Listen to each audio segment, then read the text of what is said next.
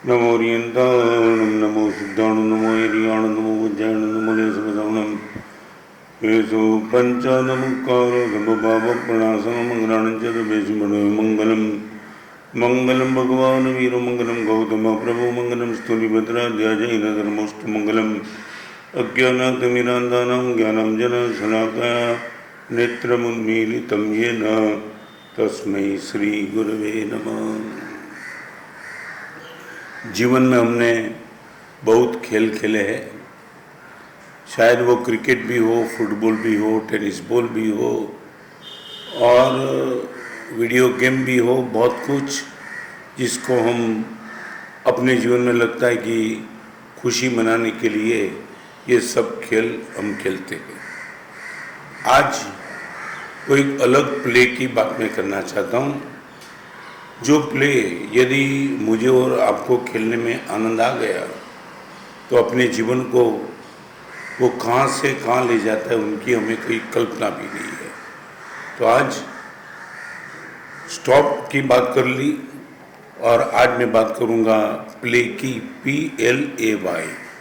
ऐसे खेल खेलते चलो जो आपके जीवन को ऊपर उठा ले। उसमें सबसे पहले नंबर का आता है P, और P का अर्थ है पेन एक्सपेक्टिंग। हम हमेशा पीड़ा को न मालूम मन में क्या भाव हमारा बन गया है, कहीं ना कहीं हम पीड़ा दिखाई पड़ती है, पीड़ा की कल्पना आती है, हम अपने आप को पीड़ा से दूर कर देते हैं। मगर दुनिया की हर चीज़ यदि पुरस्कार मिलता है तो पीड़ा के ब्रिज को क्रॉस करके ही मिलता है। यदि पीड़ा का रास्ता हमने पसंद नहीं किया तो मे बी पॉसिबल हम पुरस्कार से वंचित रह जाते हैं। मैं आपको ही पूछना चाहता हूँ, एक कुम्हार अपनी घर पे अपनी जगह पे घड़ा तो बना देता है, बिल्कुल तैयार बन गया घड़ा, मगर घड़ा बनने के बाद वो सीधा उनको बाज़ार में कभी नहीं बेचता है। बाज़ार में भेजने के पहले वो आग में डाल देता है। कुम्हार के लिए आग महत्वपूर्ण है। मे बी पॉसिबल यदि घड़े को पूछो तो आग में जाएगा क्या, मे बी पॉसिबल घड़े के पास जबान हो तो घड़ा ना बोल देगा मैं नहीं जाऊंगा। मगर कुम्हार जब आग में घड़े को डालता है तब उनको मालूम है घड़ा बन जाना अलग बात है और घड़े को टिक जाना अलग बात है। बाज़ार में जाने के बाद लोग उनको घड़ा होके नहीं लेंगे, घड़े को मजबूत देखेंगे तब लेंगे। और घड़े को मजबूत बनाने के लिए एक ही तरीका है, घड़े को आग में डालो, आग से गुजरने के बाद घड़ा मजबूत बन जाएगा। जिस पर्पस को लेकर के घड़ा बना है, पानी का संग्रह करने की क्षमता, मैं रिपीट करना चाहता हूँ, पानी झेलना अलग बात है और पानी को टिका देना अलग बात है। कच्चा घड़ा भी पानी को झेल तो देता है, आप एक बार पानी में डालो, घड़े में पानी डालो तो झेल तो देगा, मगर घड़ा ही कच्चा है, टिकेगा नहीं। पानी को टिकाने की क्षमता घड़े में नहीं होती है, मजबूत घड़े में होती है। और ये घड़े को मजबूत करने के लिए उनको आग में डालना जरूरी है। घड़े के लिए आग पेन होगी, मगर वही आग घड़े के लिए आशीर्वाद बन जाती है। 2 घंटे में टूट जाने वाला घड़ा करीबन 2 साल तक बना रहता है। उनका सबसे क्रेडिट ये दी जाती है, वो आग को जाती है। घड़े को मजबूत बनने उनके आग की पीड़ा जरूर है। और आपने वो सोने को भी देखा होगा, सोने को जल स्नान कराने से कभी सोना ऊपर से तो कचरा निकल जाता है, मगर सोने को यदि विशुद्ध होना है तो जल स्नान नहीं, उनके लिए अग्नि स्नान वो ही एक रास्ता है। जल स्नान ऊपर से सोने के कचरे को दूर कर देता है, मगर सोने के अंदर पड़ा हुआ जो गंदगी मलिनता उनको दूर करने का काम अग्नि स्नान ही करता है। घड़े के लिए आग आशीर्वाद है, सोने के लिए भी आग आशीर्वाद है। और एक दूसरी बात, आपने भी किसी पेड़ को देखा होगा, यदि पेड़ को ऊपर से धूप मिलती नहीं है, निश्चित तौर से पेड़ कमजोर बना रहेगा। छाँव में पेड़ छाँव देता है, मगर छाँव में पेड़ बड़ा मजबूत नहीं होता है। हमें वो छांव दे वो तो बराबर है, मगर खुद को यदि मजबूत बनना है तो उनके पर धूप जितनी तेज झुकाएगी उतना ही पेड़ ज़्यादा मजबूत बन जाएगा। एक आगे की बात, खदान में पत्थर तो बहुत पड़े हैं, मगर हर पत्थर परमात्मा के मंदिर में जाकर के परमात्मा नहीं बन पाता है। हम क्या मानते हैं, पत्थर ऐसे ही पालिश मालिश करने से परमात्मा की प्रतिमा बन गया? नहीं, पत्थर को यदि प्रतिमा में कन्वर्ट होना है, छेनी उन पर एक शिल्पी छेनी से काम करेगा, पीड़ा तो बहुत होगी, मगर पीड़ा होने के बाद जिस पत्थर पर लोग पैर रखते थे, थूकते थे, यूरिन कर जाते थे, लेट्रिन कर जाते थे, वही पत्थर शिल्पी के हाथ की पीड़ा बैठने के बाद लाखों लोगों के पूजनीय परमात्मा के मंदिर में प्रतिमा बनकर के बैठ सकता है। पत्थर को प्रतिमा बनना है, लकड़े को फर्नीचर बनना है, मिट्टी के घड़े को यदि मजबूत बनना है, सुवर्ण को यदि विशुद्ध बनना है, पेड़ को यदि मजबूत बनना है, और आगे की एक बात, वन को यदि उपवन में कन्वर्ट होना है। आपने देखा होगा वन और उपवन में एक फर्क वो ही होता है, वन में कभी माली नहीं होता है और उपवन में माली होता है। और माली जब जाता है ना वन में से उपवन में कन्वर्ट करने के लिए, वो हाथ में कैंची लेकर के जाता है, खट खट खट खट खट वो करते रहता है, और वो पीड़ा निश्चित तौर से पौधे को, पेड़ को पीड़ा तो होती ही होगी, मगर वन में से यदि उपवन में कन्वर्ट होना है तो इस पीड़ा से गुजरे बिना उनके पास कोई विकल्प ही नहीं है। माने वन उपवन बनता है कैंची की पीड़ा से, घड़ा मजबूत बनता है आग की पीड़ा से, सुवर्ण विशुद्ध बनता है आग की पीड़ा से, पत्थर में प्रतिमा बनता है छेनी की पीड़ा से, पेड़ मजबूत बनता है धूप की पीड़ा से, और सुवर्ण भी विशुद्ध बनता है अग्नि की पीड़ा से। मैं इतना ही पूछना चाहता हूँ, हमारे मन में पीड़ा के प्रति इतनी एलर्जी क्यों है? चलेंगे तो पैर मजबूत बनेगा। आप देखो एक मुनि का पैर जितना मजबूत होता है उतना आम आदमी का पैर मजबूत नहीं होता है। क्यों? वो चलते चलते पैर को एक ऐसी तालीम, ऐसा अभ्यास देता है जिसको लेकर के वो नंगे पैर भी मज़े से चल सकता है। तो मैं इतनी बात करना चाहूँगा, एक खेल खेलना है, हमने क्रिकेट, फुटबॉल, टेनिस बॉल बहुत कुछ खेल लिए, अभी एक interior game play, you have to play.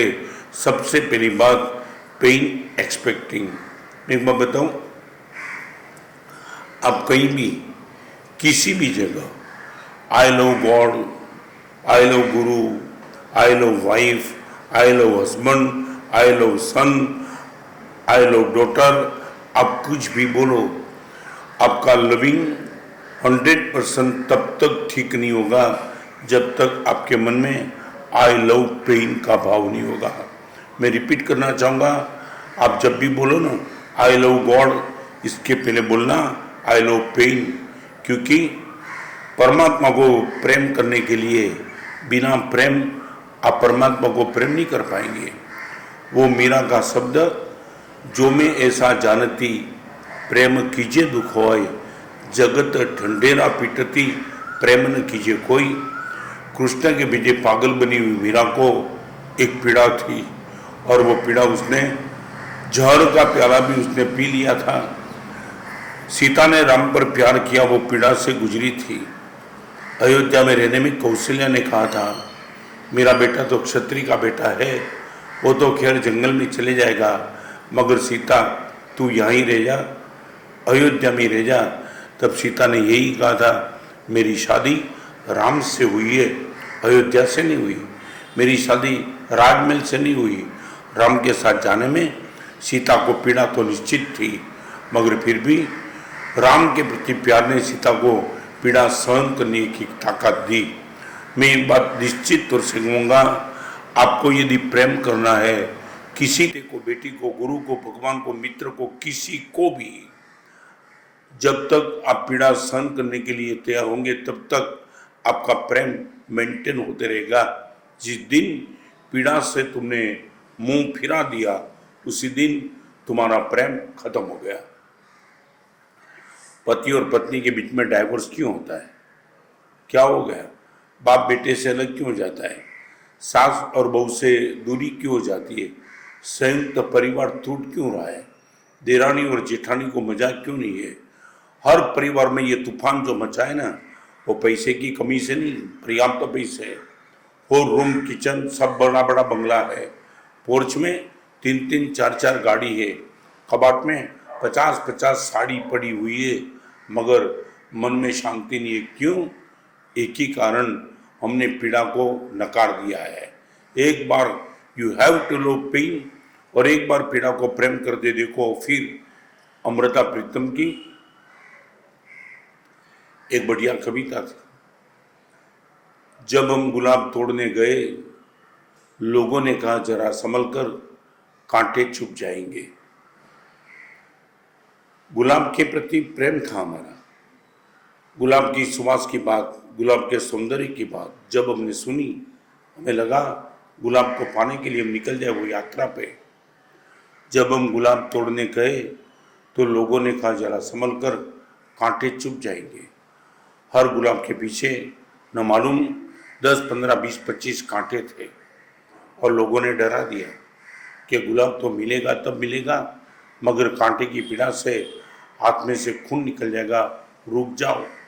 और लाखों लोग कांटे के डर से, कांटे की पीड़ा से बचने के लिए गुलाब की यात्रा को पेंडिंग कर दी।